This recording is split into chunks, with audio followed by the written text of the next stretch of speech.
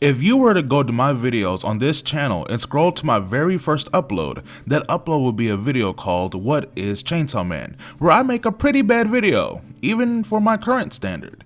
In it, I sorta explain what Chainsaw Man is while also trying to convey what it meant to me and others, and it would be no lie to say Chainsaw Man is the very reason I have a YouTube channel to begin with, and have been able to connect with all of you who have chosen to like and subscribe.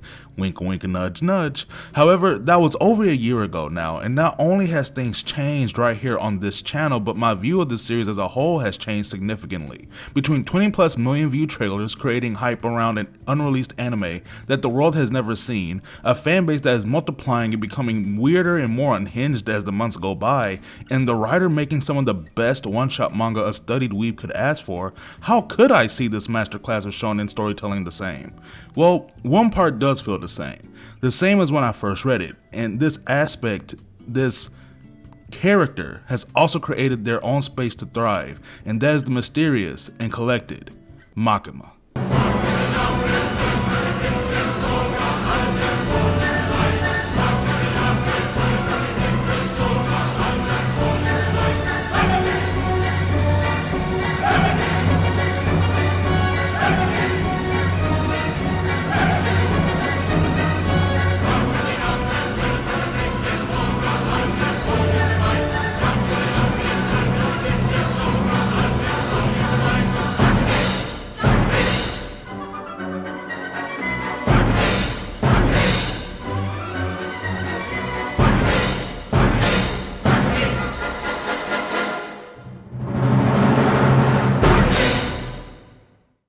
At this point, I'd like to let everyone know that spoilers will be heavy in this video, obviously.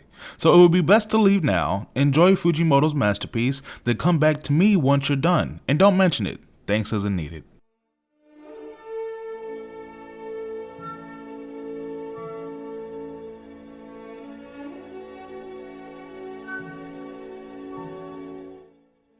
So, Makima is the sensei, master, main antagonist, villain, and thirst magnet of the Chainsaw Man series.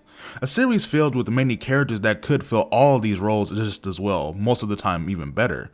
But not only does Makima hold these titles together, she never loses herself in them, and that is the first thing to me that makes Makima so special as a character. Makima is everything to us, but we're nothing to her.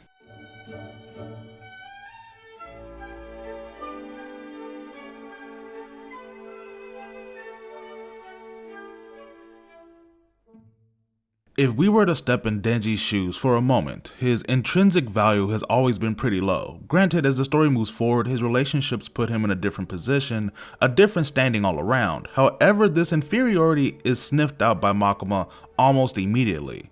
Of course, at the end of the story, we understand why, but at first she seems to embrace Denji at his worst, and this made him want to do his best. She used herself to move into Denji's heart, but at the same time, she did it to the audience as well. Her moments of sensuality, sexuality, power, and most importantly control led many readers into a false sense of safety around her while also making the hairs on their neck stand up. The closest example I know of is Promised Neverland's first antagonist, Isabella, or Mama. In season 1 of the series, the tension we feel comes from the fact that the older children know the truth of what is going on, and Mama knows that they know, but she never once folds. She never once gives them a hint that she cares or if it really matters. She goes about pretending the whole time while also circumventing them at every turn. This hopeless feeling is that we aren't even able to get her to emote, to be angry or frustrated. She is in control no matter what. Makima does the same, but not for an arc or two, no. She does this for almost the entirety of the series, showing less and less care about those she pretends to care about, and honestly that means humanity itself as well. Basically, long story short, you can't trust Makima, and this precise feeling is what makes her so unique. She starts off that way. It isn't like Aizen where he had us all fooled. She isn't a Shao Tucker or a Griffith, but in the same lens, she isn't a Johan from Monster, a Frieza, or a Miriam, even a Madara for that matter. She eventually makes your stomach turn, but the entire time makes your heart flutter.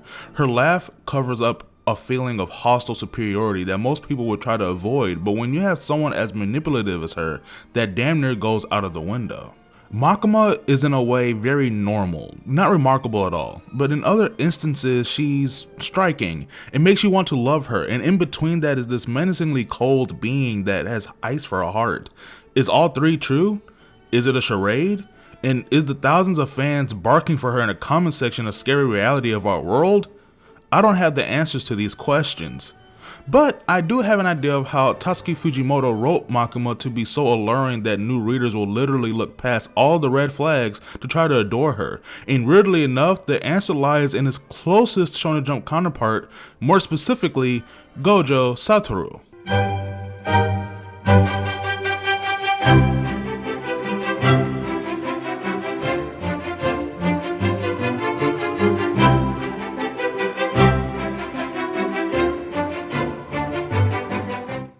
So I'm sure some people are feeling a bit of a forced narrative. How do I see Makima in Gojo and vice versa?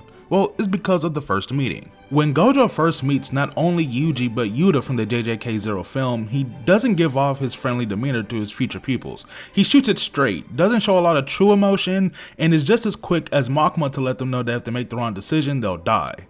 Makima was arguably more inviting than Gojo, using her feminine charm and her powerful intellect to not only subdue Denji but infatuate him as well. And she again did the same to us. When I saw Yuji in the dark room, I was worried about his safety. When Makima hugged Denji, I felt a sense of safety just like he did. We were bamboozled.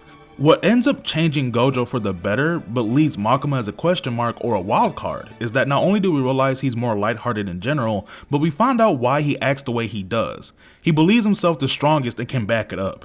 Whereas for Makima, we don't ever get real confirmation other than the glimpses of power throughout the series run, which only made more questions. When Gojo showed off, it almost made him more human. It made his personality make sense and it allowed us to ride with him because who wouldn't want to hang out with the hilarious powerhouse? Makima never showing her hand makes for an almost uncomfortable setting where you have no idea what she'll do. No idea what she's capable of, but she wants it that way. It's deliberate. So in my explanation, it seems that people would grow more wary of Makima as the story moves along because we never get the answers we as readers expect or feel we're entitled to. But we fill in the blanks. We expect her after a certain amount of time to show her good grace. She probably had a rough go before the agency and one day she'll open up to Denji and everyone. She won't be so much as a boss but more of a teacher, someone to truly look up to in a world of devils and death.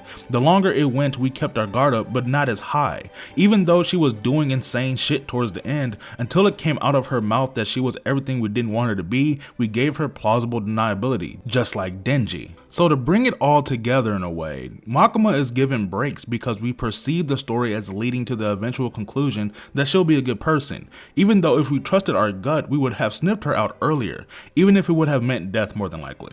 So then the last question is, why does Makima not only have fans, but adoring fans? Now before we get into it all the way, I know a lot of it simply is a meme for fun. Most people aren't actually out here feeling the need to be subhuman for a fictional girl's happiness, but as we all know, some are, and it's a little strange to say the least. A character I like to compare to Makima is Aizen because his reveal is probably one of the few reveals that tops Makima's, but he doesn't have Makima's grace. Like sure, you have guys that absolutely rode for Aizen, but it was from being impressed with his skill of planning and playing his role to perfection until he could seize the opportunity.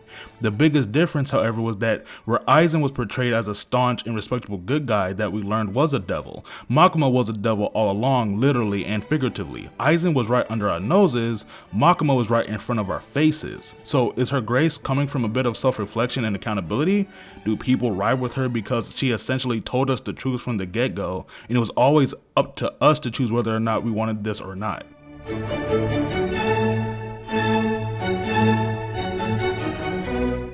I know the counter is that Makima wasn't exactly the most open when it came to explaining her intentions or what she had planned, but on the other side, anyone on Earth has the right to withhold that. We call them private people, and private people get the same type of energy Makima does, which is distrust.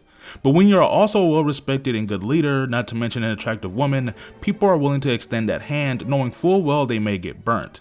This somehow transcends the pages she's illustrated on and has created her own devout fan base that feels for her even with her wrongdoings. They'll gladly put on a leash to appease Makima mommy, and in that vein, I understand because the amount of waifus I have, you could call me an Anna slut, so at least they all have their own fictional woman, but I digress. I want to make clear that I myself really like Makima on both the fan level and a technical level. Tatsuki Fujimoto did an outstanding job writing Makima, really all the characters in Chainsaw Man. He used them as a vehicle to give a wacky story, a very deep overarching narrative that will probably still be explored in Chainsaw Man 2 whenever that gets to come out. Not to mention the Chainsaw Man anime will surely boost everything up for the manga as long as they don't do bad on it, but I trust MAPPA to work their employees to the bone for my fleeting enjoyment. In a way, it is very reminiscent of Makima, an unhealthy relationship where I subjugate myself morally and financially to an entity that sees itself above me, but make sure to make me feel good, for I will allow it to use me more. Just this one doesn't let me touch his chest. This was Blackbird Senpai speaking. Thanks for the time of this recording, 300 subscribers, and have a great day. If Makima says it's okay.